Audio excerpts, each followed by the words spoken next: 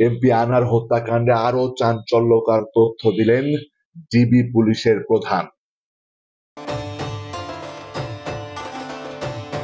ঝিনাইদহ ৪ আসনের সংসদ সদস্য এমপি আনোয়ারুল আজিম আনার হত্যাকাণ্ডের সাথে জড়িত আরো ২ জন ভারতে আছে, যারা সরাসরি হত্যাকাণ্ডে অংশ নিয়েছিল বলে জানিয়েছেন ডিবি পুলিশের অতিরিক্ত কমিশনার মোহাম্মদ হারুনর রশিদ। রাজধানীর মিন্টো রোডে নিজ কার্যালয়ে সাংবাদিকদের এ তথ্য জানান ডিবি পুলিশের অতিরিক্ত কমিশনার মোহাম্মদ হারুনর রশিদ। তিনি জানান, চাঞ্চল্যকর এই হত্যাকাণ্ডে এখন পর্যন্ত ৯ জনকে গ্রেফতার করা হয়েছে। আমরা জড়িতদের দ্রুত গ্রেফতার করতে সক্ষম হয়েছি। হারুনর রশিদ আরো জানান, এ ঘটনায় আমরা অযথা কাউকে ডাকছি না, হয়রানি করছি না, ঘটনার সাথে জড়িত কাউকে ছাড় দিচ্ছি না। গত ১২ই মে ঝিনাইদহের কালীগঞ্জ থেকে কলকাতায় যাওয়ার পরদিন রহস্যজনকভাবে নিখোঁজ হন ৩ বারের এমপি আনোয়ারুল আজিম আনার।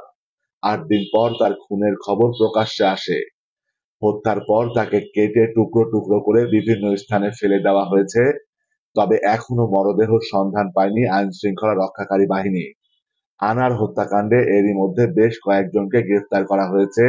তাদের মধ্যে কেউ কেউ স্বীকারোক্তিমূলক জবানবন্দিও দিয়েছেন।